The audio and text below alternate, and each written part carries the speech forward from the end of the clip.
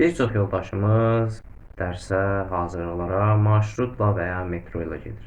Bu zaman biz yolumuz 1 saat, 1 saat 30 dəqiqə arası çəkə bilir. Hətta 2 saatlara belə çəkdiyi olur. Bu zaman biz yolu necə verimli keçirdə bilərik? Yolda necə özümüzə fayda qatacaq şeylər edə bilərik? Bu gün bu mövzu haqqında danışacağıq. Bir çox yoldaşımız mənə bu haqda müraciət etmişdi. Mən də marşrutla və ya metro ilə hazırlıqlara getdiyim üçün öz təcrübələrimi sizlərlə bölüşmək qərarını aldım.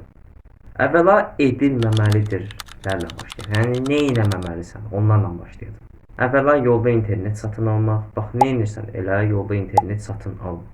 Çünki sən internet alırsan, oradan sosial mediaya girirsən, oradan reels izləyirsən, orada Instagramda takılırsan, sonra da çıxırsan, hazırlığa girirsən. Və bu zaman hazırlıqdan da verim ala bilmirsən və diqqət dağınıqlığı problemi də səndə yaranmış olur. Bunu da deyəcəm. Hazırlığa gedərkən musiqi dinləmə. Hər nə qədər musiqi dinləməyi çox da sevsən, hazırlığa gedərkən musiqi dinləməyi tövsiyə etmirəm. Niyə?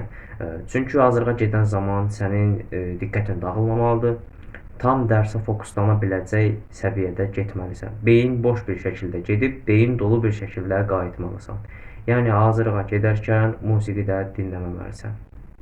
Bir digər maddəmiz dərsi yolda öyrənmək və yazmaq. Nə edirsən elə? Dərsi nə yolda öyrən, nə də yaz. Bir çox yoldaşımız var ki, deyir ki, mən dərsi öyrənmirəm, yolda öyrənəcəm, vaxtım çatmır. Bu əlbəttə ki, bir bəhanədir, açıq-aşkar bir bəhanədir.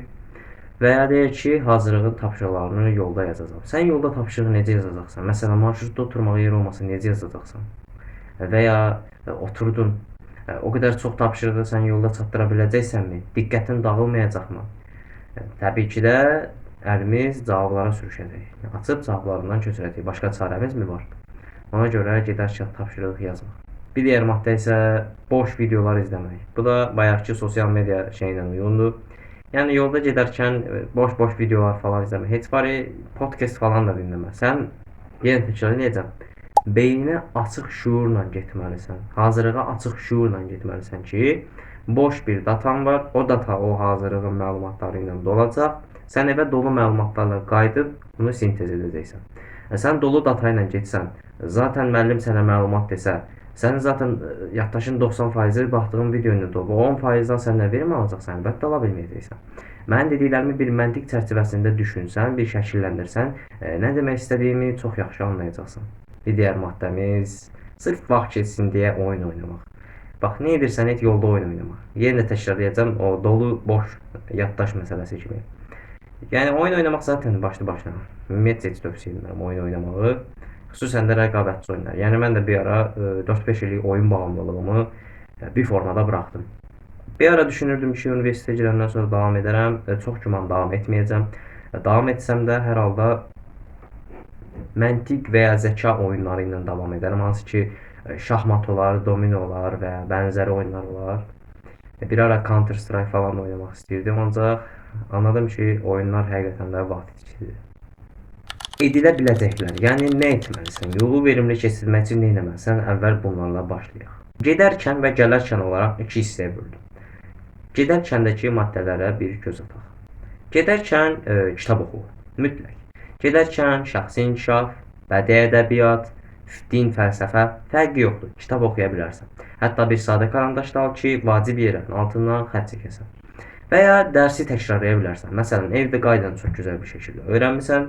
Məsəl üçün dünən öyrənmisən qaydanı, bu gün oxumağa vaxtın olmayıb. Yolda təkrarlaya bilərsən ki, 5-10 dəqiqə göz yaddaşı deyilən şey var. Oradakı düsturlar, müddəalar sənin yadına düşə bilsin. Gedərkən kitab oxumaq çox faydalıdır. Təsəvvür et, gedərkən 10 vərəq kitab oxusan və ayda bir 20 gündə yolda olduğun varsaysan, sən bir aya 200 vərəq oxuya biləcəksən. Deyək ki, yolda gedirik. Kitabımız yoxdur. Kitab götürmək yaddan çıxdı. Edilə biləcək ən verimli şeylərdən biri də planlı not tutmaqdır. Nədir? Planlı not tutmaq. Və deyə bilərsən, mənim dəftərim yoxdur. Özünə WhatsApp-dan da yaza bilərsən. Məsəl üçün, axşam saat 8-də evə gedəcəksən. Nə etməlisənsə, onu oraya plan kimi şəklində yaza bilərsən. Əgər hazırdırsa, okey, başqa bir şey demirəm. Amma hazır deyilsə, məsələn, evə gedəcəm, axşam mən biologiya, məsələn, mənim axşam planım belə olacaq. Evə gedəcəm, biologiya oxuyacam, video editi ilə məşğul olacam, bir-iki dənə reklam işi ilə məşğul olacam, günlüyümü tutub yatacam. Və bu şəkildə bir plan qurdum. Məsələn, mən bu planı indi qurmasaydım, indi hazırlıqdan qaydanda qurmaq zorunda qalacaqdım. Ona görə sabah və ya bir gün nə edəcəyini yol boyu plan şəklində tuta bilərsən. Meditasiya da edə bilərsən, gözünün dincini də ala bilərsən. Dediyimiz kimi planın hazır, kitabın yox. Gözünü yum, avtobusda gedərkən biraz nəfəs al, nəfəs ver, nəfəs məşqləri, nəfəs texnikalarını yəqin ki bilirsən. 4-4-4, 4-8-4. Maraqlı gəlsə o tərz videoları da izləyə bilərsən. Necə edilməli olduğunu. Nə bilim, gözünü yumub meditasiya edə bilərsən. 15-20 dəqiqə mürgüləyə bilərsən ki, hazırlığa aktiv şuurla gedə biləsən. Hazırlığa getdik, indi isə qayıtmaq zamanıdır. Musiqiyə qulaq asmaq yox, layiq olmaq. Niyə? Sən hazırlığa getdin, datanı tutdun, sən datan 95% doldu. Artıq musiqi sərbəstdir. Hazırlıqdan qayıdarkən o yorğun vaxtındakı, o dərs oxuduğun vaxtındakı beynini hədiyyələndirməlisən və bunu da musiqi ilə edə bilərsən. Yəni dediyim kimi, musiqi dinlərkən də diqqətli oluruq. Şuuraltı mesajlar ötürən musiqiləri dinləmirik. Məsələn, burada musiqi ilə əlaqəli bir video qoyacağam. Əgər hansı tip musiqilər ziyanlıdırsa, öyrənmək istəsənsə, onu da izləyə bilərsən. Musiqimizi dinləyirik qaydanda. Podcast və ya video dinləyə bilərsən. Hansı ki, ən sevdiyin YouTuberların podcast videoları, şəxsi inkişaf videoları, idman proqramı videoları, kitablardan alıntılar, kitablar dinləyə bilərsən.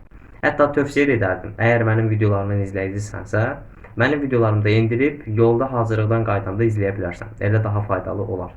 Məsələn, mən də bənzər YouTuberlarda eyni şey edirəm. Şəxsi inkişafına baxdığım YouTuberlarda elə edirəm. Dil videoları da dinləyə bilərsən. Məsələn, dil öyrənmək istəyirsən, ingilis dili, ərəb dili, alman dili, ispan dili, o haqda videolarda dinləyə bilərsən. Düzdür, mən dinləmirəm, ancaq aranızda dil öyrənməyə həvəsi olan, başqa dillər öyrənmək istəyən insanlar da bundan yararlana bilərlər.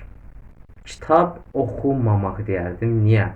Çünki qayıdırsan, yorğunsan, xüsusən də şəxsi inkişaf kitabları biraz üstündə oturub düşünmə tələb edən kitablardır. Bədii nağıl kitabı falan oxuya bilərsən, məsələn, ədəbiyyat kitabı falan oxuya bilərsən, hekayə oxuya bilərsən, amma qayıdarkən şəxsi inkişaf kitabı oxumağı tövsiyə etmirəm. Niyəmi? Çünki qayıdan zaman marşrutda yer olmaya bilər, ayaq üstə biraz kitab oxumaq da biraz müşkül məsələdir. Gördüyümüz kimi bizə çox çətinlik yaradır.